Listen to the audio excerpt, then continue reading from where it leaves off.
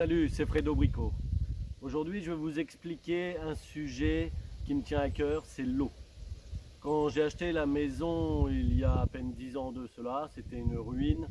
Et en cherchant justement une maison, je voulais avoir soit un point d'eau comme un puits ici, ou alors enterrer une cuve de récupération des eaux de pluie, parce que je trouve inconcevable de mettre de l'eau potable dans les WC et arroser aussi un petit potager et peut-être aussi donner à boire aux poules, etc., etc., avec de l'eau potable, alors que ce n'est pas nécessaire.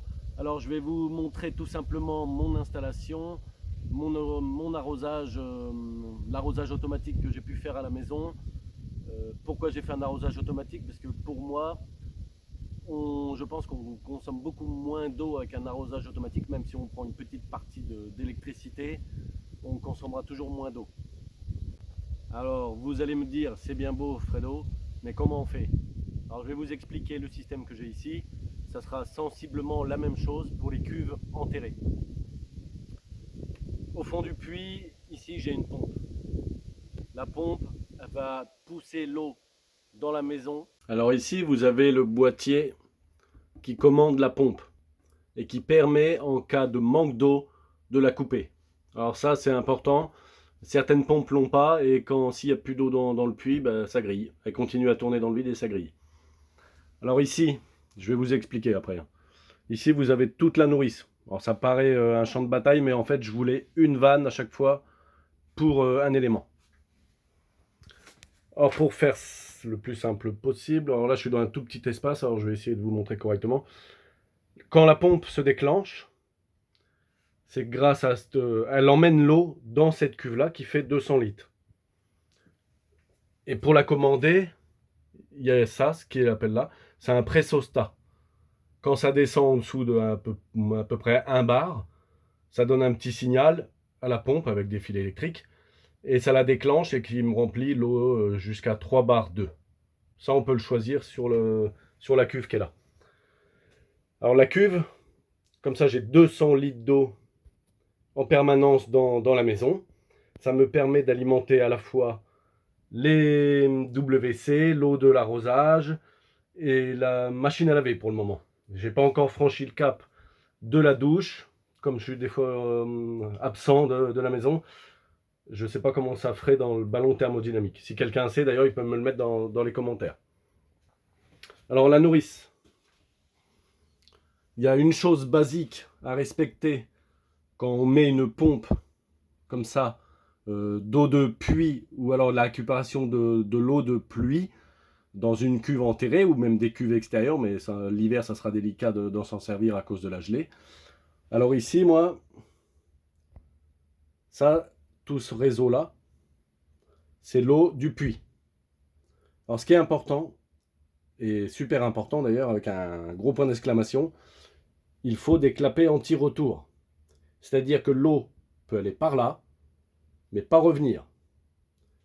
Et pareil pour l'eau de la ville qui est ici, là. Ça, c'est l'arrivée de l'eau de la ville. Hop, on peut voir, il y a un clapet ici anti-retour. En fait, ça veut dire qu'il ne faut pas que l'eau de la ville aille dans le puits et l'eau du puits pousse dans la ville. Comme ça, c'est une sécurité des deux côtés.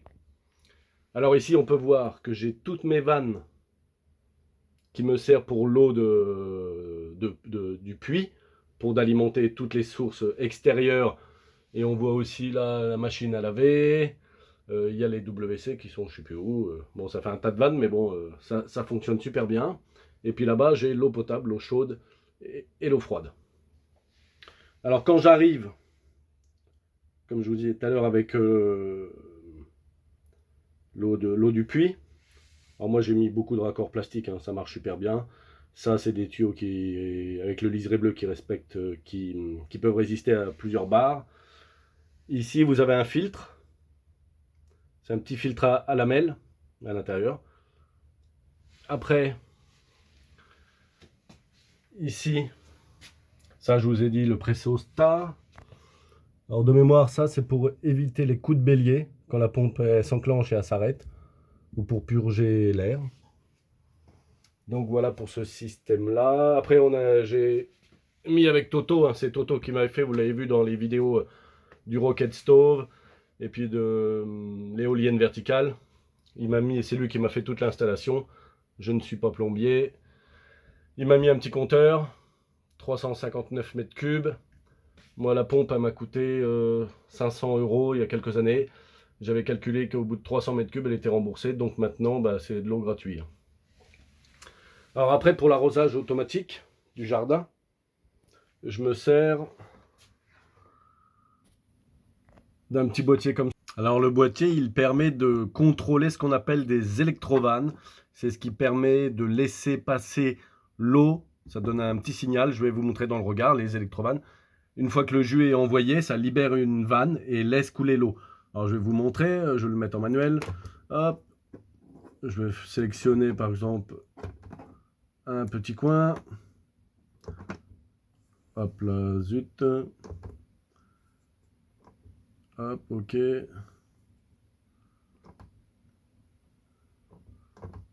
On va mettre 3 minutes.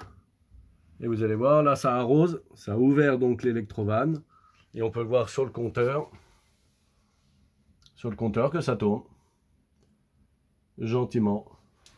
Et puis sur le ballon, la pression va descendre tout doucement.